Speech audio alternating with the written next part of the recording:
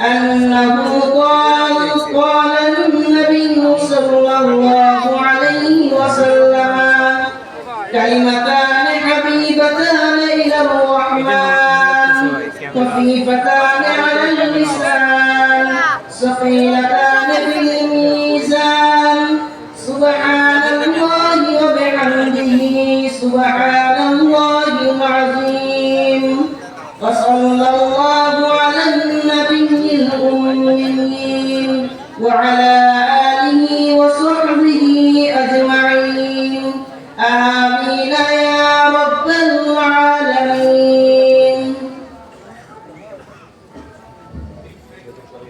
الحمد لله رب العالمين والصلاة والسلام على سيد الأنبياء والمرسلين وعلى آله وأصحابه ومن تبعهم ودعا بدعوتهم إلى يوم الدين. أما بعد আমাদের দরসে নিজামী তথা কওমি মাদ্রাসায় দীর্ঘ প্রায় 15-16 বছর শিক্ষা সিলেবাসের মাধ্যমে শিক্ষার্থীদেরকে আল্লাহর কোরআন এবং নবীর হাদিসের শিক্ষা প্রদান করা হয়। তো সেখানে আমাদের শিক্ষা কারিকুলামের সর্বশেষ স্তরে হাদিস পড়ানো হয়। এটাকে আমরা দাওরায়ে হাদিস বলি।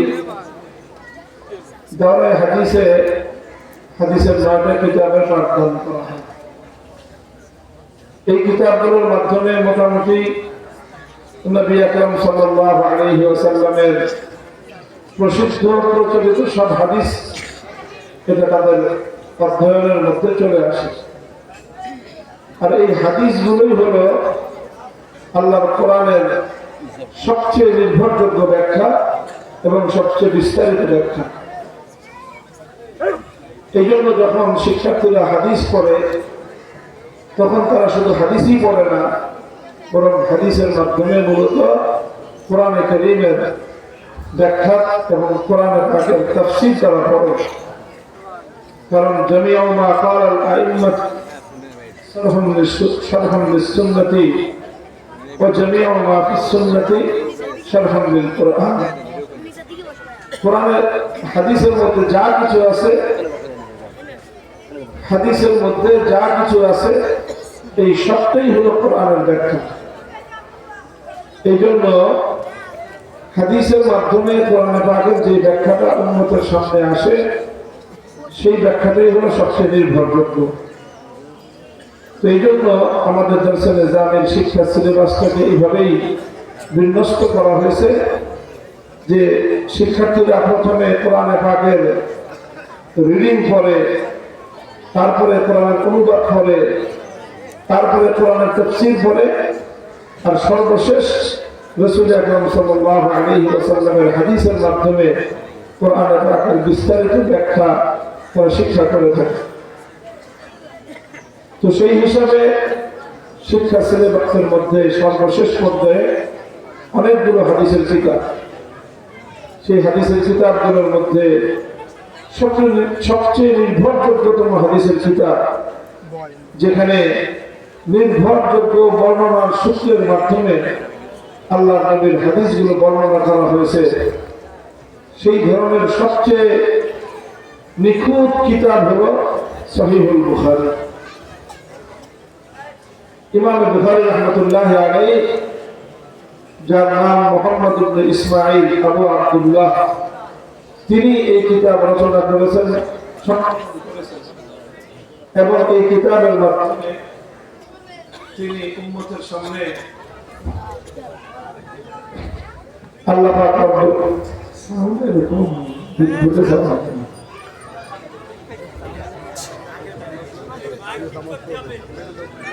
আপনারা কথা বলেন, সাউন্ড কি করতে পারেন?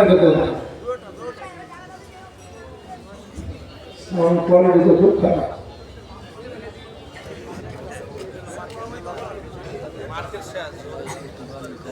তো ইমাম বুখারী রাহমাতুল্লাহি আলাইহি তিনি তার এই কিতাবের মাধ্যমে একদিকে রাসূল আকরাম সাল্লাল্লাহু আলাইহি ওয়াসাল্লামের সবচেয়ে নির্ভরযোগ্য বর্ণনা সূত্রের মাধ্যমে বর্ণিত হাদিসগুলোকে একত্রিত করেছেন।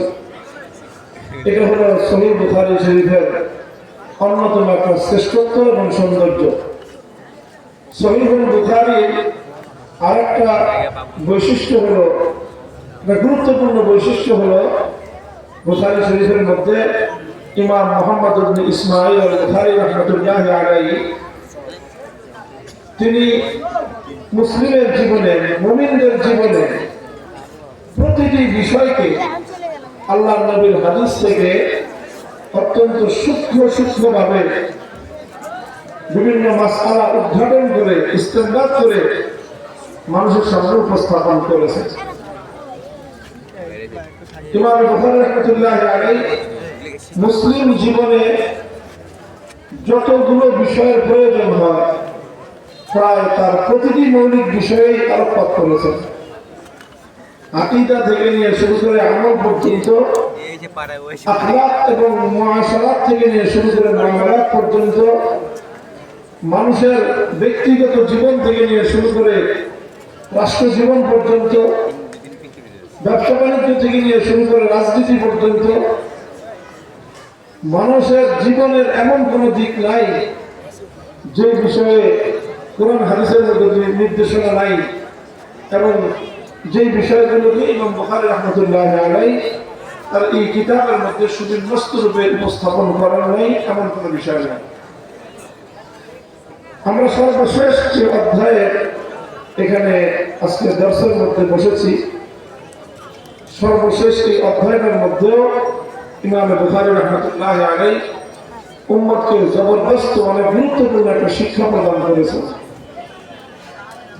ইমাম বুখারী রাহমাতুল্লাহি আলাইহি তার এই যে সর্বশেষ যে অধ্যায়টা রয়েছে, এই অধ্যায়টাকে তিনি একটা আকীদার মাসআলা, একটা ঈমানের গুরুত্বপূর্ণ একটা বিষয় নিয়ে আলোকপাত করেছেন। আমরা জানি যে ইসলামের মধ্যে ঈমান হলো আসল, আর সমস্ত আমল হলো ঈমানের উপর নির্ভরশীল। ঈমান যদি ঠিক না হয় তাহলে আমল যত বেশি হোক না কেন সে আমলের কোনো মূল্য নেই। এই জন্য ঈমানের গুরুত্ব বেশি।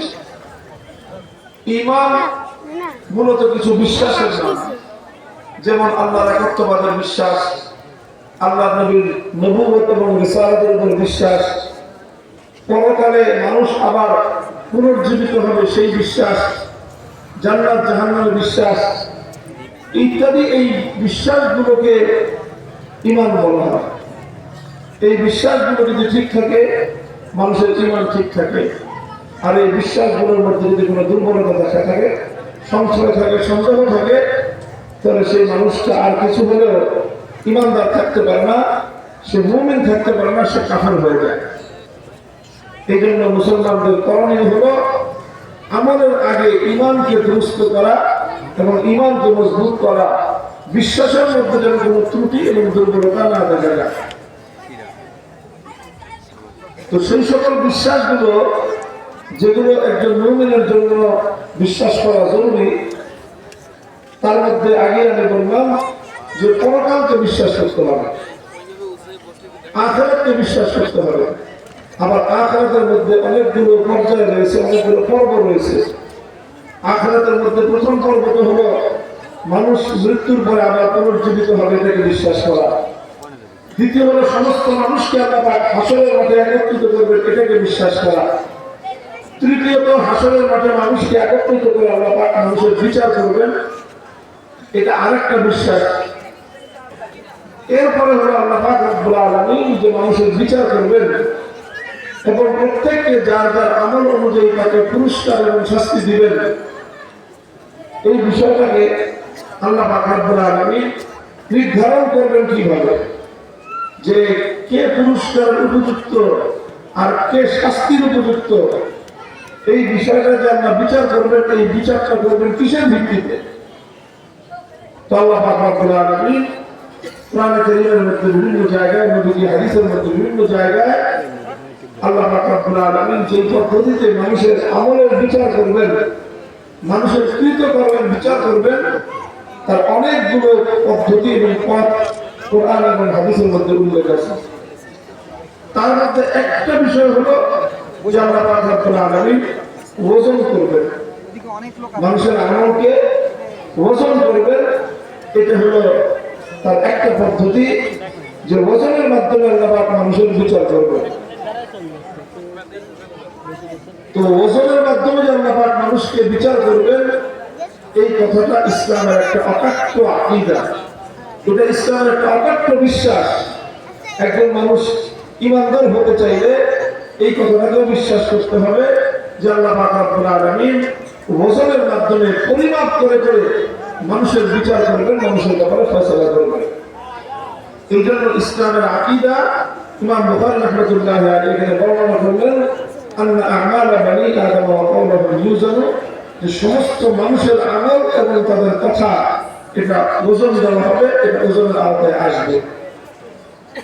কিন্তু দুর্ভাগ্যজনকভাবে একটা কথা হলো যে মানুষের মধ্যে সবসময় এক শ্রেণীর মানুষ থাকে এমন যে তারা সব কিছুকে নিজেদের বুঝ আর বুদ্ধি দিয়ে তারা পরিমাপ করে, এবং পরিমাপ করে যেটা তাদের বুঝে আসে সেটা তারা মানে বিশ্বাস করে, আর যেটা তাদের বুঝে আসে না সেটাকে তারা অস্বীকার করে বসে। এখানে ওই ঘটনা ঘটেছে। আল্লাহ পাক রব্বুল আলামিন যে মানুষের ওজন দিবেন, মানুষের আমল পরিমাপ করবেন, এই কথাটা অনেক মানুষের বুঝে আসে না, তাদের মাথায় ধরে নেয়। তাদের কথা হলো যে আমল তো এমন কোন জিনিস না যেটা ধরা ছোঁয়া যায়, মানুষের কথা এমন জিনিস না যেটা ধরা ছোঁয়া যায়। তো যে জিনিস ধরা যায় না, ছোঁয়া যায় না, সেটাকে আবার মাপে কেমনে, পরিমাপ কেমনে করে? এই কথা কিছু মানুষের বুঝে আসে নাই যে মানুষের আমল, মানুষের কথা, এগুলোকে আল্লাহ পাক কিভাবে ওজন করবেন এটা তাদের বুঝে আসে নাই। তো যেহেতু বুঝে আসে নাই, তার অস্বীকার করে বসেছে। কিছু মানুষের নীতি হলো যেটা আমি বুঝবো না সেটা আমি স্বীকার করবো। কাজে আল্লাহ পাক কিভাবে মানুষের আমল ওজন দিবেন এটা তারা বুঝতে পারে নাই, এই জন্য তারা কি করছে, অস্বীকার করেছে। এদেরকে বলা হয় মুনকিরিন ওয়াজন, ওজন অস্বীকারী সম্প্রদায়। এই ওজনকে অস্বীকারী সম্প্রদায়, এদের একটা ভ্রান্ত সম্প্রদায়, এটা একটা বাতিল সম্প্রদায়। ইমাম বুখারী রাহমাতুল্লাহি আলাইহি তার বুখারী শরীফের সর্বশেষ এই অধ্যায়ের মধ্যে ওজন অস্বীকারী সেই ভ্রান্ত দলের মতবাদকে খণ্ডন করতেছেন, এবং এই মতবাদকে খণ্ডন করার জন্যই তিনি সর্বশেষ এই অধ্যায়কে স্থাপন করেছেন। তিনি ভ্রান্ত মতবাদ কি করবেন, খণ্ডন করবেন। এখন প্রশ্ন হলো, ভ্রান্ত মতবাদকে তিনি খণ্ডন করবেন কিভাবে? সেই কথার পরিষ্কার উত্তর হলো, কোন মতবাদকে খণ্ডন করতে হলে দলিল লাগে। কি লাগে? দলিল লাগে, প্রমাণ লাগে। ইমাম বুখারী রাহমাতুল্লাহি আলাইহি মুহাম্মদ ইবনে ইসমাঈল তিনি এই বাতিল মতবাদকে খণ্ডন করার জন্য দলিল উপস্থাপন করেছেন। কি দলিল দিয়েছেন? এক নম্বর দিয়েছেন কোরআনের দলিল, দুই নম্বর দিয়েছেন হাদিসের দলিল। বাস এই দুটো দলিল দিয়েছেন। কোরআন হাদিসের বাইরে ইমাম বুখারী অন্য কোন দলিলের দ্বারস্থ হন নাই, এবং অন্য কোন দলিল কোরআন হাদিস ছাড়া অন্য কোন দলিল দেওয়ার প্রয়োজনীয় অনুভব করে নাই। কেন কোরআন হাদিস ছাড়া অন্য কোন দলিল কেন দিলেন না, বা অন্য কোন দলিলের দ্বারস্থ কেন হলেন না, অন্য কোন দলিল দেওয়ার প্রয়োজন তিনি কেন অনুভব করলেন না? তার কারণ হলো যে ইসলাম এটা কোরআন হাদিসের উপর নির্ভর করে, অন্য কিছুর উপর নয়। ইসলাম এটা কোনো বিজ্ঞানের উপর অথবা বৈজ্ঞানিকদের বৈজ্ঞানিক বিশ্লেষণের উপর ইসলাম নির্ভর করে না। ইসলাম কোন যুক্তির উপর, কোন তর্কের উপর নির্ভর করে না। ইসলাম এটা কোন দার্শনিক ব্যাখ্যার উপরও নির্ভর করে না। ইসলাম নির্ভর করে শুধুমাত্র দুটো বুনিয়াদের উপর। এক নম্বর বুনিয়াদ হলো আল্লাহর কিতাব কোরআন, আরেক নম্বর বুনিয়াদ হলো আল্লাহর নবীর হাদিস তথা সুন্নাহ। শুধুমাত্র এই দুটোর উপরেই ইসলাম নির্ভর করে, অন্য আর কোনো কিছুর উপর নির্ভর করে না। বিজ্ঞানের উপর ইসলাম নির্ভর করে না, দার্শনিক ব্যাখ্যার উপর ইসলাম নির্ভর করে না, ইসলাম কোন যুক্তি তর্কের উপর নির্ভর করে না। কেন করে না? ইসলাম কেন যুক্তি তর্ক, দার্শনিক ব্যাখ্যা, বৈজ্ঞানিক বিশ্লেষণ এগুলোর উপর কেন ইসলাম নির্ভর করে না? নির্ভর না করার কারণ হলো যে এগুলো নিজেরাই নিজেদের উপর নির্ভরশীল না।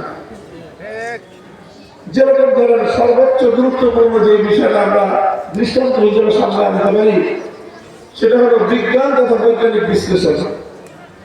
বিজ্ঞান এবং বিজ্ঞানীরা নিজেরাই নিজেদের উপর পরিপূর্ণ নির্ভর করতে পারে না। এই জন্য দেখা যায় যে বৈজ্ঞানিকদের কথা, তাদের মতবাদ, তাদের থিওরি এটা বিভিন্ন সময় পরিবর্তন হতে থাকে। এটা থিওরি একটা অবস্থায় থাকে না, বরং থিওরিটাকে পরিবর্তন হতে থাকে। যেমন এক সময় আমরা শুনতাম হেলিওসেন্ট্রিক থিওরি, অর্থাৎ সূর্যকে কেন্দ্র করে পৃথিবী ঘুরে, পৃথিবীটা ঘুরে সূর্যটা স্থির।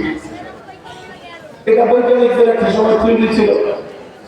এরপরে বৈজ্ঞানিকরা আরেকটা থিওরি দিল যে না, এটা ভুল ছিল আগেরটা, বরং তারা বলল যে থিওরি হবে জিওসেন্ট্রিক, অর্থাৎ পৃথিবীকে কেন্দ্র করে সূর্য চন্দ্র সব ঘুরতে থাকে। বৈজ্ঞানিকদের কথা পাল্টায় গেল। কিছুদিন এই কথা চলল। এই কথা চলার পরে আবার বৈজ্ঞানিকরা 3 নম্বর আরেকটা মতবাদ দিলেন, আরেকটা থিওরি দিলেন। সেই থিওরি হলো সূর্য ঘুরে, চন্দ্র ঘুরে, পৃথিবীও ঘুরে, প্রত্যেকটা গ্রহ যার যার আপন পক্ষে ঘুরতেছে। এটা হলো বৈজ্ঞানিকদের সর্বশেষ মন্তব্য। এখন এটার উপরেও যে তারা স্থির থাকবে এর নিশ্চয়তা নাই। আবার ভবিষ্যতে দেখা যাবে নতুন কোন বক্তব্য বৈজ্ঞানিকদের পক্ষ থেকে আসতে পারে। তো বিজ্ঞান তো এরকম, যেটার মধ্যে পরিবর্তন হয়, এর থিওরি পরিবর্তন হয়, এর তথ্য পরিবর্তন হয়। এখন ইসলাম যদি বিজ্ঞানের উপর নির্ভরশীল হতো তাহলে ইসলাম এক অবস্থায় থাকতে পারত না, ইসলামের মধ্যে পরিবর্তন হয়েছে। এই জন্য ইসলাম বিজ্ঞানের উপর নির্ভরশীল নয়। ইসলাম নির্ভর করে শুধুমাত্র আল্লাহর কিতাবের উপর এবং আল্লাহর নবীর সুন্নাহর উপর। এই জন্য রাসূল সাল্লাল্লাহু আলাইহি ওয়াসাল্লাম তার জীবন সায়ান্নে বলে গিয়েছিলেন, এটা ইমাম মালিক রাহমাতুল্লাহ আলাইহি মুরসাল হাদিসের মাধ্যমে বর্ণনা করেছেন। হাদিসটা খুব প্রসিদ্ধ। তারাক্তু ফীকুম আমরাইন লান তাদুল্লু মা তামাসসাকতুম বিহিমা কিতাবাল্লাহি ওয়া সুন্নাত রাসূলিহি। আল্লাহর নবী বলেছেন, আমি তোমাদের মধ্যে আল্লাহর কিতাব এবং আমার সুন্নাহ রেখে গেলাম। যতদিন পর্যন্ত তোমরা আল্লাহর কোরআন এবং নবীর হাদিসকে, নবীর সুন্নাহকে তোমরা আঁকড়ে ধরে থাকবে, ততদিন তোমরা সঠিক এবং সরল পথ থেকে বিচ্যুত হবে না। কোরআন হাদিস এটাই হলো ইসলামের বুনিয়াদ, এবং এই কারণেই ইসলাম এত মজবুত। এই কারণে ইসলামের কোন বক্তব্য, ইসলামের কোন মতবাদ, ইসলামের কোন বিধান কোনদিন পরিবর্তন হয় না। বদলেগা জামানা লাখো মগর কুরআন না বদলা যায়েগা। বদলেগা জামানা লাখো মগর কুরআন না বদলা যায়েগা। है कौल खुदा है कौल मोहम्मद फरमान न बदला जाएगा। আসমান জমির পরিবর্তন হতে পারে, মুসলমানদের বিশ্বাস হলো আল্লাহর কোরআন এবং নবীর সুন্নাহ কোনদিন পরিবর্তন হতে পারে। এই জন্য ইসলামের প্রত্যেকটা কথা, ইসলামের প্রত্যেকটা বিশ্বাস, ইসলামের প্রত্যেকটা বিধান, ইসলামের প্রত্যেকটা তথ্য অবিকৃত এবং অপরিবর্তনশীল। 1400 বছর আগে ইসলাম যা বলেছে, ইসলাম আজও তাই বলে। আরো 1400 বছর যদি দুনিয়া টিকে থাকে, 1400 বছর পরে ইসলাম তাই বলবে। এটা কেন? ইসলামের মধ্যে এই অটলতা, এই অবিচলতা, এই দৃঢ়তা আসলো কিভাবে? কারণ ইসলাম নির্ভর করেছে কোরআনের উপর, নবীর হাদিসের উপর। যেহেতু দুনিয়ার পরিবর্তন হয় না, এই জন্য ইসলামকে তার বক্তব্য পরিবর্তন করতে হয়। ইসলাম মানুষের যুক্তির উপর নির্ভর করে না। কেন যুক্তির উপর নির্ভর করে না?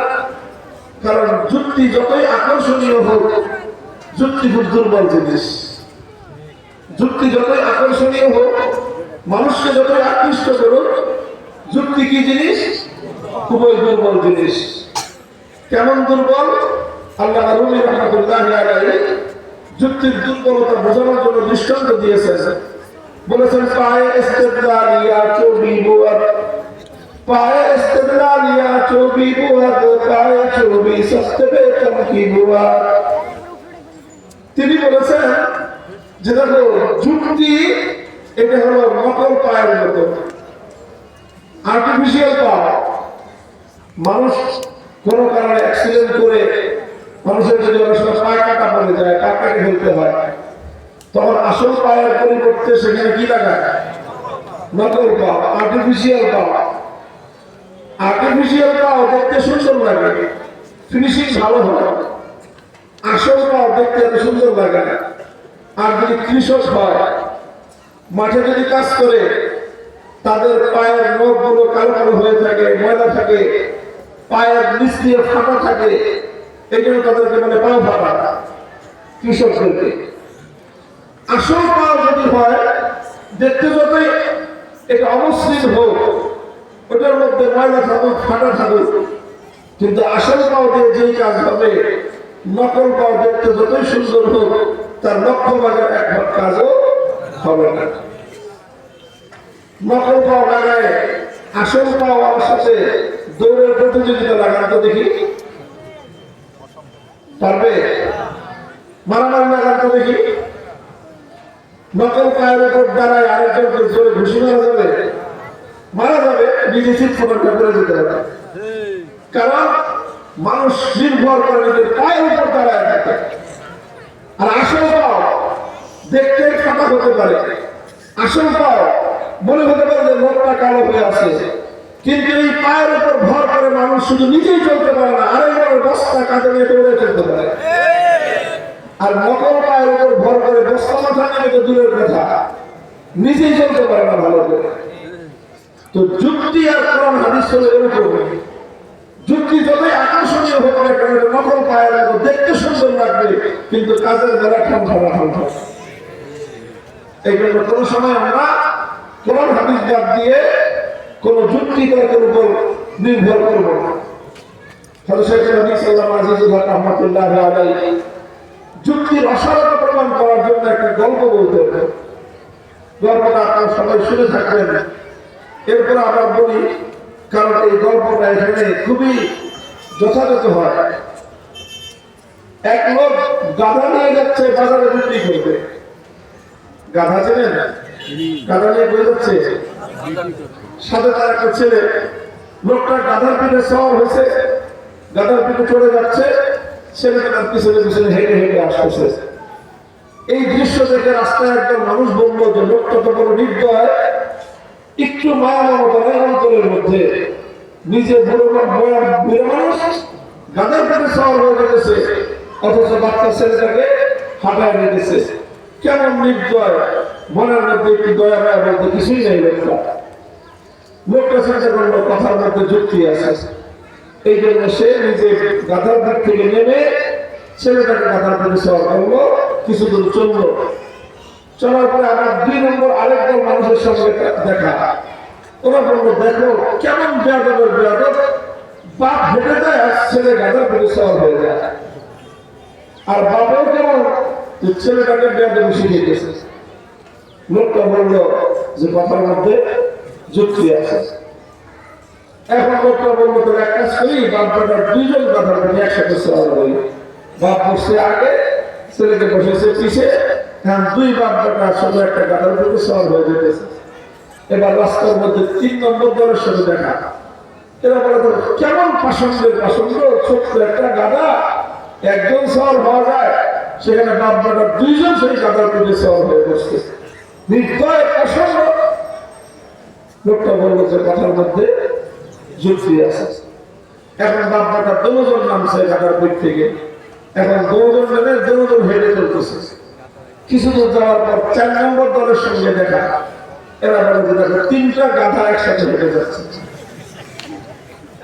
3টা গাধা হলো কেমনে, যে আল্লাহ তোমাকে একটা বাহন দিয়েছেন, আল্লাহ পাক গাধা সৃষ্টি করেছেন কেন? এটার পিঠে আরোহণ করার জন্য। গাধা তো আর কষ্ট খাওয়া যায় না, তো গাধা দিয়ে কাজ করবে কি মানুষ? এর পিঠে আরোহণ করবে, বোঝা নেবে, এই গাধার কাজ। তো তোমাকে আল্লাহ পাক বাহন দিয়েছে, তুমি সেই বাহনের পিঠে আরোহণ করো, না হয় তোমার ছেলেকে আরোহণ করো। এটা কেমন কথা যে তোমার বাহনও ফেটে যায় আর তুমি নিজেও ফেটে যাও? মাথার মধ্যে তো ধুলো একটু নাই, পুরাই গাধা মার গেল। এখন তো লোকটা বলবো বিপাকে চিন্তা করলো, কিছুক্ষণ দাঁড়ায় করবোটা কি? আমি আরোহণ করলাম, ছেলের হাঁটায় আনলাম, হইলাম নির্দয় বাপ, নিজে নেমে ছেলেকে আরোহণ করাইলাম, ও হলো বেয়াদব ছেলে। দুইজন মিলে আরোহণ করলাম, দুইজন মিলে হলাম পাষণ্ড, দুজন নেমে পায়ে হেঁটে চললাম, শেষ পর্যন্ত হইলাম গাধা। এখন লোকটা তো চিন্তা করবো কি? আর তো কিছু করার উপায় নাই। এখন মানুষের এই যুক্তির হাত থেকে বাঁচার উপায় কি? চিন্তা করবো যে আসলে সমস্যা হলো যে গাধাটা আমার সাথে থাকলে এই সমস্যা। গাধা যদি না থাকে তাহলে আর কেউ কিছু বলবে না, মানুষের কাছে কাউকে কিছু বলবে না। গাধাটার সাথে আছে দেখেই আমার এত সমস্যা। এই চিন্তা করে লোকটা বলতে গাধাই গাধা রাখার দরকার নেই, গাধাটা দিছে ছেড়ে। গাধাকে যখন ছেড়ে দিছে, তো গাধা তার আপন গতিতে নাচতে নাচতে জঙ্গলে চলে গেছে। এখন লোক তো খালি হাতে ছেলেকে নিয়ে বাড়িতে ফিরে আসছে। এখন বাড়িতে যখন ফিরছে, বাড়িওয়ালিকে অপেক্ষা করতেছে যে গাধা নিয়ে গেছে হাটে, বিক্রি হবে, 10-12 হাজার টাকা নিয়ে আসবে, এই টাকা দিয়ে অনেক বড় তার প্ল্যান, অনেক কিছু সে করবে। তো বাড়িতে আসতেই বাড়িওয়ালি জিজ্ঞাসা করছে, গাধা কত টাকা দিচ্ছ? বলেন তো গাধা কত টাকা দিচ্ছে? গাধা তো বিক্রি করে নাই, মানুষের যুক্তির পাল্লায় পড়ে রাস্তার মাঝখানে গাধা হারাই বলছে, ছেড়ে দিছে। আর সে বলছে এই কথা যে গাধা নিয়ে বাজার পর্যন্ত, হাট পর্যন্ত যেতে পারি না, মানুষের কথা জ্বালায় রাস্তার মাঝখানে আমি গাধা ছেড়ে দিছি, আর গাধা জঙ্গলে চলে গেছে, গাধা টাকাও নেই, বিক্রি হয় না। এই কথা শুনে তো বাড়িওয়ালি সাংঘাতিক খেপা খেয়েছে। তো মানুষের কথা, তুমি তোমার গাধা ছেড়ে দিয়ে খালি হাতে আসছো, এরপর ঘরের ভিতর থেকে ঝাঁটা আছে, ঝাঁটা নিয়ে আসছে, বলছে গাধা খুঁজে বিক্রি করে টাকা নিয়ে ঘরে ঢুকবা, এর আগে যদি বাড়িতে আসছো তো ঝাঁটার বাড়ি একটা মাটিতে ঢোকা। তো এটা একটা গল্প, উপমা। এটার মূল কথা হলো প্রত্যেকটা কথার মধ্যে যুক্তি আছে। আপনি যেভাবে যুক্তির পিছনে ছুটতে থাকেন, শেষ পর্যন্ত আপনাকে গাধা হারাইতে হবে। আর যারা এভাবে কোরআন হাদিস বাদ দিয়ে জীবনটাকে যুক্তি, তর্ক, বৈজ্ঞানিক বিশ্লেষণ আর দর্শন শাস্ত্রের ব্যাখ্যার উপর জীবন চালাবে, শেষ বিচারে কপালে ঝাঁটা করে সারা পিছিয়ে যেতে। এটা হলো মূল কথা। ইমাম বুখারী রাহমাতুল্লাহি আলাইহি এখানে উম্মতকে এই সবকটাই দিচ্ছেন যে তুমি তোমার মাথায় বুঝে আসে না যে আল্লাহ পাক আমলকে কেমনে ওজন করবেন, তোমার মাথায় বুঝে আসে না যে আল্লাহ পাক মানুষের কথা কিভাবে ওজন করবেন, এই জন্য তুমি অস্বীকার করে দিচ্ছ। অথচ আল্লাহ যে ওজন দিবেন এই কথাটা সুপ্রমাণিত। তো প্রমাণ কি? ইমাম বুখারী রাহমাতুল্লাহি আলাইহি দুটো প্রমাণ পেশ করেছেন। কয়টা প্রমাণ? এক নম্বর প্রমাণ হলো আল্লাহর কোরআনের আয়াত, দুই নম্বর প্রমাণ হলো আল্লাহর পয়গম্বরের সহিহ হাদিস। কোরআনের আয়াত উল্লেখ করেছেন ইমাম বুখারী রাহমাতুল্লাহি আলাইহি, وَنَضَعُ الْمَوَازِينَ الْقِسْطَ لِيَوْمِ الْقِيَامَةِ فَلَا تُظْلَمُ نَفْسٌ شَيْئًا وَإِنْ كَانَ مِثْقَالَ حَبَّةٍ مِّنْ خَرْدَلٍ أَتَيْنَا بِهَا وَكَفَىٰ بِنَا حَاسِبِينَ। আল্লাহ বলছেন, আমি কিয়ামতের দিন নাদাউ স্থাপন করব আল মাওয়াজিন আল কিসত। এখানে শব্দের একটা মধ্যখানে মাহযুফ রয়েছে, আল মাওয়াজিন যাওয়াতিল কিসতি, ইনসাফ পূর্ণ মাওয়াজিন। মাওয়াজিন মিজানের বহু বচন, মিজান ইসমে আলা সিগা মা ইউজানু বিহি। মিজান বলা হয় এমন যন্ত্রকে যেটা দ্বারা কোনো জিনিস মাপা হয়। আগে এক সময় মানুষ মিজানের অনুবাদ করতে দাঁড়িয়ে পারল, কিন্তু আসলে মিজান শুধু দাঁড়িপাল্লা নয়, বরং মিজান আরবি শব্দটা বাংলার দাঁড়িপাল্লার চেয়েও আর অনেক ব্যাপক অর্থবোধক।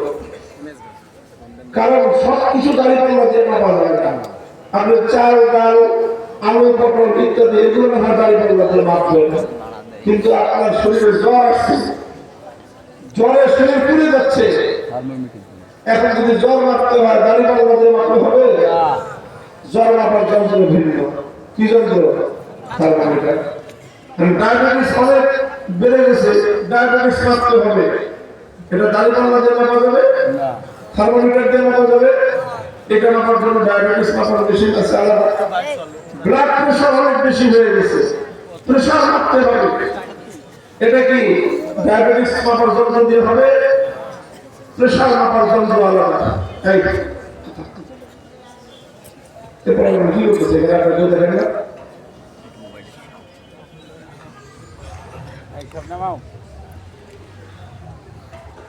তো এইভাবে এক একটা জিনিস মাপার বিভিন্ন ভিন্ন ব্যবস্থা রয়েছে। সব জিনিস এখন মানুষ এমন ভাবে এমন এমন এমন ব্যবস্থা মানুষ করেছে যে দুনিয়ার সবকিছুই পরিমাপের আওতায় চলে আসছে। বাতাস প্রবাহিত হচ্ছে, ঘন্টায় কত কিলোমিটার বেগে বাতাস প্রবাহিত হচ্ছে, মানুষ বাতাসের গতি মাপতেছে, পারতেছে না। আবহাওয়ার মধ্যে তাপমাত্রা কতটুকু মানুষ এটা পরিমাপ করতেছে, সবকিছুই মানুষ মাপতেছে। আসমান থেকে জমিন পর্যন্ত, জমিন নয় শুধুমাত্র পাতাল পর্যন্ত মানুষের সবকিছু পরিমাপের আওতায় চলে আসছে। এমনকি দুধের সাথে পানি মিশানো হয়েছে, তরল জিনিস দুটাই, দুধ তরল, পানীয় তরল, একটার সাথে আরেকটাকে মিশানোর পর এমন ভাবে মিশে গেছে বুঝার কোনো উপায় নাই। কারণ রং একই রকম, দুধের সাথে পানি মিশে সাদা রং হয়ে যায়, বুঝার উপায় নাই। কিন্তু মানুষ এমন যন্ত্র আবিষ্কার করেছে, পাত্রের মধ্যে যন্ত্রটা দিলেই সঙ্গে সঙ্গে প্রমাণ হয়ে যায় এই পাত্রের মধ্যে কত পার্সেন্ট দুধ গরুর কোরআন থেকে দোয়ানো হয়েছে আর কত পার্সেন্ট দুধ চাকরের কোরআন থেকে দোয়ানো হয়েছে, সব বোঝা যায়। কিসের মাধ্যমে? একটা ছোট্ট যন্ত্রের সাহায্যে। মোহাম্মদ আলী কেলে সে আর একজনকে একটা বক্সিং মারল বক্সিং মোহাম্মদ আলী কেলে তার হাত দিয়ে নাকশায় দিয়ে করবো আরেক জায়গা, সঙ্গে সঙ্গে কম্পিউটার স্ক্রিনে ভেসে উঠতেছে যে মোহাম্মদ আলী কেলের এই বক্সিংটার ওজন ছিল 360 কেজি। কে মাপলো, কি দিয়ে মাপলো? এমন ব্যবস্থা মানুষ আবিষ্কার করেছে যে একটা বক্সিং মারলে সঙ্গে সঙ্গে এটা ভেসে উঠে যে কত কিলোমিটার বেগে বক্সিংটা মারা হয়েছে।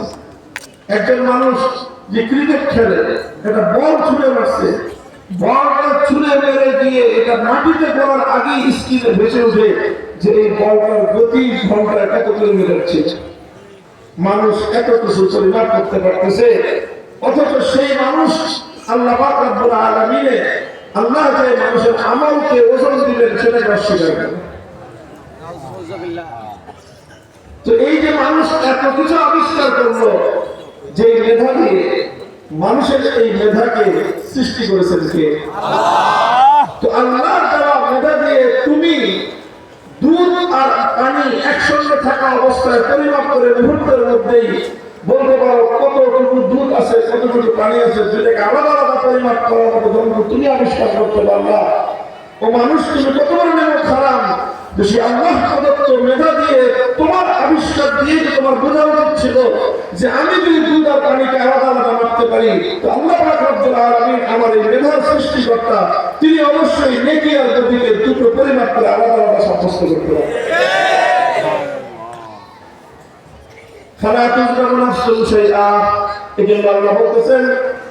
ইনসাফের সাথে পরিমাপ করবার একটা ব্যবস্থা আমি আল্লাহকে আমাদের দিকে স্থাপন করব। কোন মানুষের উপর বিন্দু বিসর্গ জুলুম করা হবে না। এমনকি মানুষের অনেক আমল হোক, বদ আমল হোক, একটা সরিষার দানা পরিমাণ যদি হয়, আমি আল্লাহ পাক রব্বুল আলামিন সেই সরিষার দানা পরিমাণ নেক এবং বদ আমল সেটাকেও আমি মাপের আওতায় আনবো। আর এই দুনিয়ার সকল মানুষের সব আমলগুলো পরিমাপের আওতায় আনতে, ওজনের আওতায় আনতে আমি আল্লাহর কোনো অ্যাসিস্ট্যান্ট, কোনো হেল্পার, কোনো সহযোগী সহকারীর প্রয়োজন হবে না। এই সমস্ত কার্যক্রম এক মুহূর্তের মধ্যে সম্পাদন করার জন্য আমি আল্লাহই যথেষ্ট। কোরআনের আয়াত দেখভাবে এই কথা বলে দিল যে মানুষের আমল ওজন হবে।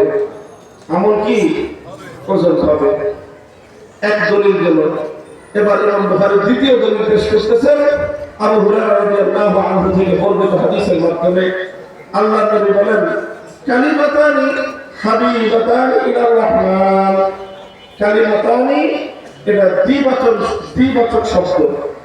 আমরা অন্যান্য ভাষায়, আরবি ভাষা ছাড়া অন্য সব ভাষায় বচন হলো দুটো, সিঙ্গুলার, প্লুরাল, এক বচন, বহু বচন। একমাত্র ভাষা আরবি যেখানে বচন হলো তিনটা। একটা হলো এক বচন, আর একটা বহু বচন, মধ্যখানে যে একটা আছে দ্বিবচন। অর্থাৎ দুইজন মিলে কোনো কাজ করলে আরবিতে এটা বহু বচন হয় না, তিনজন করতে হয় কমপক্ষে বহু বচন হওয়ার জন্য। আর দুইজন করলে এটাকে আমরা বলি দ্বিবচন তাসনিয়া, আরবি শব্দ। এখানে দ্বিবচনের শব্দ ব্যবহার হয়েছে। কালিমাতানি মানে দুটি কালিমা।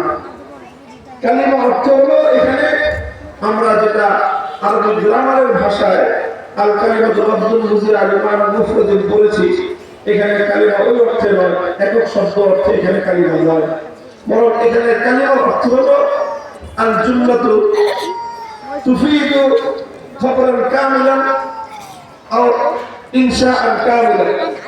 এমন জুমলা, এমন কথা যেটার মাধ্যমে একটা পূর্ণ বক্তব্য শেষ হয়। সেটা একটা জুমলা হতে পারে, 2 জুমলা হতে পারে, 5 জুমলা হতে পারে, 20 জুমলা হতে পারে, 100 জুমলা হতে পারে। যেরকম বলা হয় কালিমায়ে তাইয়্যিবা। কালিমায়ে তাইয়্যিবা কি? লা ইলাহা ইল্লাল্লাহু মুহাম্মাদুর রাসূলুল্লাহ।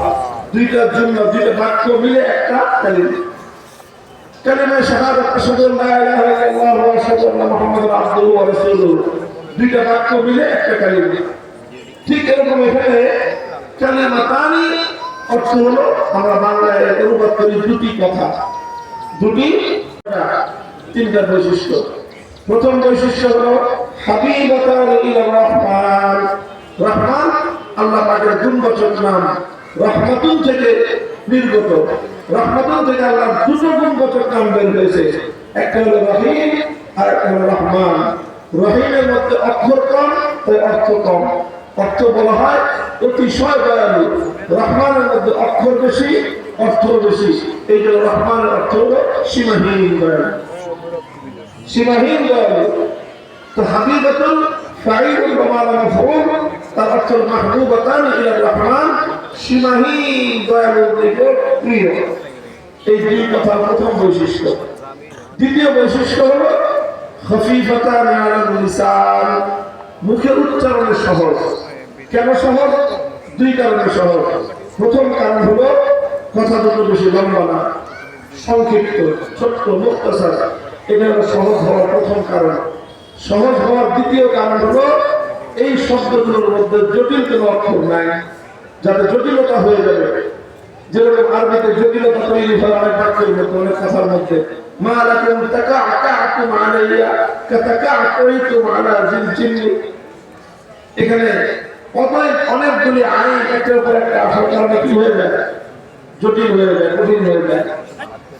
এখানে যে কথাগুলি আছে খুব সহজ, সুবহানাল্লাহি ওয়া বিহামদিহি। মানুষ নিত্যদিনে যে কথাগুলি বলে সবসময়, মুমিন কোথায় কোথায় সুবহানাল্লাহ বলে, মুমিন কোথায় কোথায় আলহামদুলিল্লাহ বলে। তো এই কথাগুলি গঠিত হয়েছে সুবহানাল্লাহ, আলহামদুলিল্লাহ এই শব্দগুলো দিয়েই।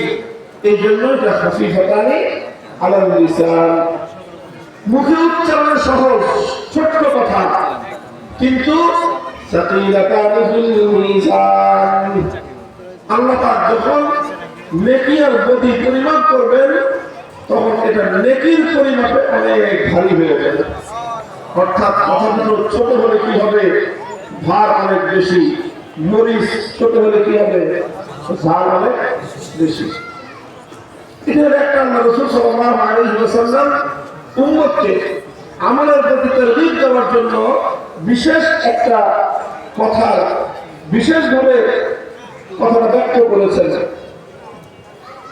এইভাবে বলেছেন যে কথা সহজ কিন্তু সওয়াব বেশি। যদি আমরা এভাবে বলি যে মরিচ ছোট কিন্তু ঝাল বেশি, কথার মধ্যে একটা আকর্ষণ সৃষ্টি হয়। যদি বলা হয় পরিশ্রম কম কিন্তু লাভ বেশি, কথার মধ্যে কি আছে? আকর্ষণ আছে। যদি বলা হয় তোমার ইনভেস্ট কম কিন্তু মুনাফা বেশি, কথার মধ্যে। আর যদি বলা হয় মরিচ বড় ঝাল বেশি, তো বড় মরিচের ঝাল বেশি হবে। পরিশ্রম বেশি লাভ বেশি, তো পরিশ্রম বেশি হলে লাভ বেশি হবে। মানুষের আকর্ষণ দেবে, আমি এত পরিশ্রম করতে পারবো না, এটা বলবে মানুষ। যদি বলা হয় তোমার অনেক টাকা ইনভেস্ট করতে হবে, তাহলে মুনাফা কিন্তু বেশি পাবা, বলবে যে আমার তো টাকা নাই, আমি বিনিয়োগ করতে পারবো না, আমার মুনাফা দরকার নেই।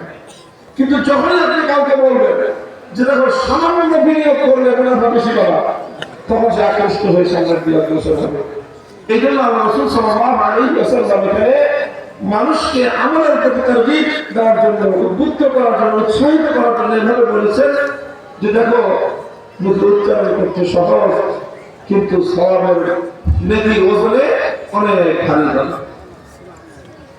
আল্লাহ পাক তার নবীর রওজায় রহমতের দৃষ্টি বর্ষণ করুন যে তিনি উম্মতকে বোঝানোর জন্য কত কৌশল অবলম্বন করেছেন। এই আশা নিয়ে যদি আমার উম্মত একটু বুঝে নেয়, আমার উম্মত যদি একটু আমলের উপর উঠে যায়, আমার উম্মত যদি একটু নেকি কামাই করার জন্য আগ্রহী হয়ে যায়, সেটা আমার উম্মত কামিয়াব। আল্লাহ পাক আমাদের সকলকে নবীর এই তামান্না পুরা করার তৌফিক দান করেন। আমিন। তাহলে এখানে মওজুর ইস্তিশহাদ হলো সাকিলাতানি ফিল মিজান। নবীর হাদিসের মধ্যে কি আসছে কথা যে মিজানের মধ্যে ভারী হবে। তো নবী যখন বললেন মিজানে ভারী হবে, তো কি বোঝা গেল? মিজান আছে না? আছে। কিয়ামতের দিন মিজান হবে কি হবে না? হবে। মিজান হবে, এবং মিজানের মধ্যে কথাগুলো কি হবে? ভারী হবে। কি বোঝা গেল? কথার মধ্যে ওজন আছে না? আছে। কথার মধ্যে ওজন আছে না? দুনিয়াতে কথার মধ্যে ওজন আর কিছুর মধ্যে নাই। মাইনের মধ্যে এত ওজন নাই, কথার মধ্যে যে ওজন আছে। তাহলে শেখ রহমতুল্লাহ বলতেন যে এক বেটা চাঁদের মন্ত্রী, খুব চাঁদের, কিন্তু নাস্তিক মার্কা, আলেমরা আমাদেরকে দেখতে পারবে। তো বাদশাহ আলেমরা আমাদেরকে মহব্বত করে, বাদশার হয়েছে ফোড়া, হুজুরকে ডাক দিয়ে বলছে যে হুজুর একটু ফু দিয়ে দেয়। হুজুর সূরা ফাতিহা পড়ে ফু দিয়ে দিছে। এখন মন্ত্রী তো খেপে গেছে যে বাদশার হয়েছে ফোড়া, ফোড়ার মধ্যে দুধ জমছে, পয়জন জমছে, আপনি সেটা না সরায় দিলেন একটা ফু। ফু তো বাতাসের সাথে মিশে গেল, বাচ্চার ফোড়ার ব্যথা দূর হবে কেমনে? হুজুর তো যত্ন করতে চেয়েছে, হুজুরও হেকমত বলা, হুজুর দিচ্ছেন এক ধমক মন্ত্রীকে, গাদাগাদি কোথাকার বুঝাতে কিছু কিছু কথা বলতে আসতে হবে। এই কথা যখন বলছেন, মানুষের মধ্যে, শত শত মানুষের মধ্যে প্রভাব ফেলে এক মন্ত্রীকে একজন হুজুর যদি গাদা বলে গালি দেয়, তো তার প্রেস্টিজ মান সম্মানের কিছু থাকে, সব শেষ। সে এখন রাগে ক্ষোভে ফাটতেছে, সারা শরীর তার কাঁপতেছে, ঘাম ঝরাচ্ছে, চেহারাটা লাল হয়ে গেছে, হুজুর কিছু করে না, নির্বিকার। আর এই দিকে মন্ত্রীর অবস্থা পাল্টে গরম হতেছে। 5 মিনিট পরে কি সমস্যা কি মন্ত্রী সাহেব? আমি তো 2 শব্দের একটা অক্ষর বলছি, 2 অক্ষরের একটা শব্দ বলছি, জয়কার গা, জয়কার গা, গাধা। এটা মুখ দিয়ে বেরোচ্ছে বাতাস, বাতাসের সাথে মিশে গেছে। আপনার অবস্থা আপনার সরাসরি কাঁপতেছে কেন? আপনার সরাসরি ঘামে ভিজছে কেন? আপনার চেহারা লাল হয়েছে কেন? বুঝেন না যে কথা দিয়ে কিছু হয় কি হয় না? তো আমার 2 শব্দ গাধা যদি আপনার মধ্যে প্রভাব ফেলে মন্ত্রীর সারা শরীরের মধ্যে কম্পন তৈরি করতে পারে, ঘাম ঝরাইতে পারে, তা আমি আল্লাহ পাকের কোরআনের সর্বশ্রেষ্ঠ সূরা সূরা ফাতিহা করে তার এই সূরার মধ্যে দম করলাম। এই বাতাস এবং এই সূরা বুঝি এখানে কোনো উপকার করতে পারে না? মানুষ বুঝে, যখন নিজের কানে এসে পড়ে তখন বুঝে।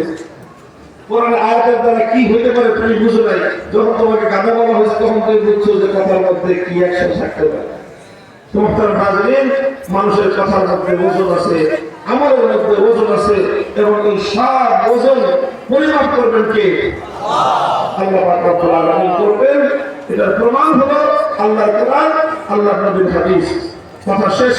ইমাম বুখারী রাহমাতুল্লাহি আলাইহি আমাদেরকে এই তালিম দিলেন, এই শিক্ষাটাই দিলেন যে উম্মতের সামনে, মুসলমানের সামনে, মুমিনের সামনে কোন মতবাদ, কোন বিশ্বাস, কোন আদর্শ, কোন আমল, কোন বক্তব্য, কোন কার্যক্রম, যা কিছু হোক, প্রমাণিত হওয়ার জন্য দুই জিনিসের প্রয়োজন। এক হলো আল্লাহর কোরআন, আর এক হলো নবীর হাদিস। মুসলমানদের জীবন চলছে একটা নীতির উপর ভিত্তি করে। সেই নীতি হবে কোরআন হাদিস যেখানে এটাই হলো মুসলমানের স্লোগান, এটাই হলো তার জীবনের মূল নীতি, যে কোরআন হাদিস যেখানে, কোরআন হাদিস নাই যেখানে, সেখানে। এই কথাটাই ইমাম বুখারী শিক্ষা দিয়েছেন। তার বুখারী শরীফের কিতাবের শুরুতেও তিনি বাপ আয়াত করে কোরআন আয়াত করেছেন, তারপর হাদিস করেছেন। কাইফা কানা রাসূলুল্লাহি ইলা রাসূলিল্লাহি সাল্লাল্লাহু আলাইহি ওয়াসাল্লাম ওয়া ক্বালা আল্লাহু আযযা ওয়া জাল্লা